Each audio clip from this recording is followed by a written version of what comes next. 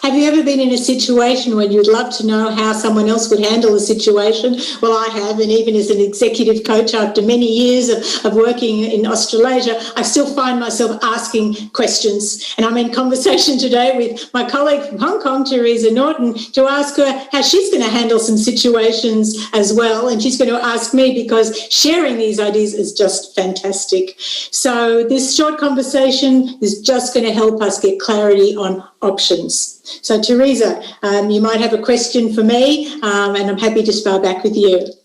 Sure. Hey, listen, I've got to say before we start this one, I've got some lovely guys that are renovating an apartment upstairs. So you may hear it's a little bit like Santa's workshop today.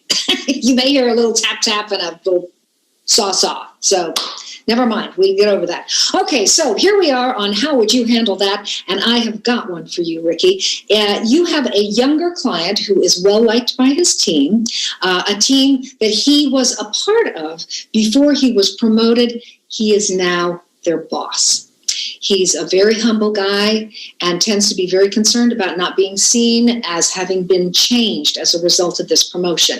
And he wants to be sure that his team know that he's still one of them, which works just fine until it doesn't. He finds it very hard to deliver negative feedback or any form of disciplinary action. And some on his team are starting to kind of take advantage of that a little bit. He's got performance reviews coming up, and he knows that some of his team members are going to be disappointed and perhaps even angry to find out the results of their performance reviews. He tells you he just wants to be a good leader. Ricky, how would you handle that?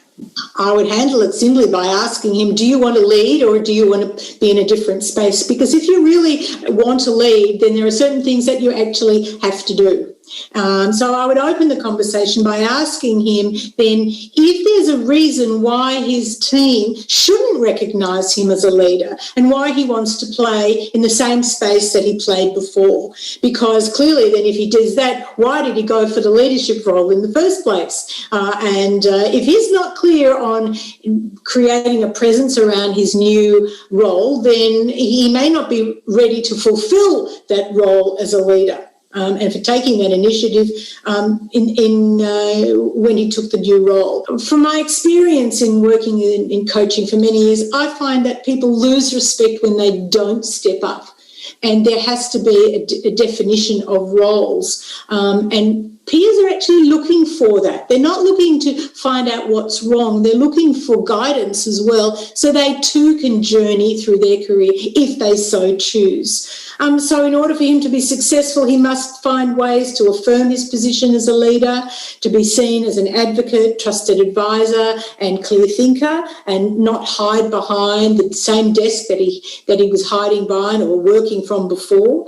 I'd ask him to practice a new language of positivity that will encourage people to improve how they see them, and encourage him not to wait. This is the key, not to wait for appraisals to formally start having regular conversations with his staff to tell them about how they're going, because what shouldn't happen is that the performance appraisals suddenly become the time when he goes from being mild and meek and as a peer and Mr. Nice Guy to suddenly hitting him over the head with a hammer and saying, hey, buddy, you haven't been doing a great job, but it's not that bad, but can you do it a little bit better? People will read into that.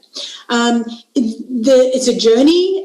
His mindset is the most important thing that he has to get clear on, and the coaching conversations I would be having is clearing away the cobwebs that keep him in the same role that he was in. He has effectively moved to a leadership role. If he hasn't moved for a leadership role, he's got to rethink his position, and is he doing the right thing by the company? So, in summary, if this client thinks he will win friends and influence people by not giving them the honest feedback, he's going to be out for a really unpleasant surprise. It's far worse than not being considered one of them, both on the people side as well as on the profit side of the business, because productivity will also slip. We know that goes hand in hand with how people respond to their work and to each other. Feedback needs to be delivered continuously, and if people don't know the impact that they're having or where they're slipping, that's not the fault of them, that's the fault of the leader, and he needs to take that in hand and address it in his way with his lovely nature over every day or every week or in whatever way, to be truly authentic to them and just grow into his role. Because right now he's just got a big tree trunk standing right in front of him, and we've got to shift it to the side, but he's got to be the one doing the pushing. Right. So I guess, I would say you're going to earn more respect from others by being open and honest and not trying to hide behind the fact that he was one of them. He is still one of them, but he's got a different role. Wow. I mean, I think you have handled that admirably, my friend and colleague. It's great. So many things stand out to me. I mean, I love the idea of it not being, black and white, but being gray. It's not like being a horrible leader or being a nice guy. It's about, being your authentic self and doing the good work that's in front of you. So here, I mean, if I just pulled out 3 things that really stood out to me, one of the key things that you said, and I just loved hearing this, don't wait for formal feedback appraisals to have those important one-to-one conversations with your team members so that you can give them feedback on a regular basis. And then it's not like all of a sudden you got to put on the boss mask, and have a once a year conversation about how they're doing. I think that is hugely important. It gets everybody in the mode of this being just a collaborative conversation to make sure we're all heading towards right goals. That's great. Again, there's no Mr. Nice Guy when people get nasty surprises. I think part and parcel of this consistent conversation with team members is going to help him to get that idea of the need to be a nice guy or the danger, the fear of being seen as bossy out of his head. So I think eliminating those nasty surprises by having these crucial and consistent conversations is great.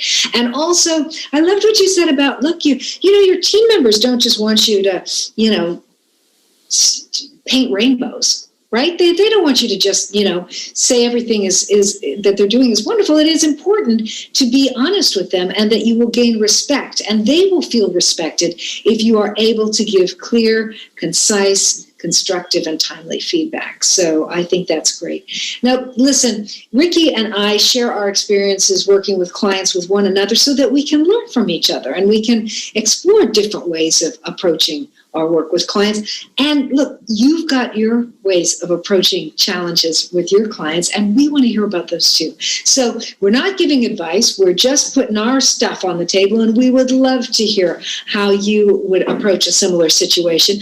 Comment below. There's got to be a comment box somewhere here, and we would love to hear from you. As Ricky said in these little interviews that we've been doing back and forth below, we're also happy to just get on a Zoom call and have a chat with you, because we serve by sharing, and we do learn by listening. So we want to listen to you. And Ricky, it's always a pleasure listening to you. Thank you so much for your share. Pleasure.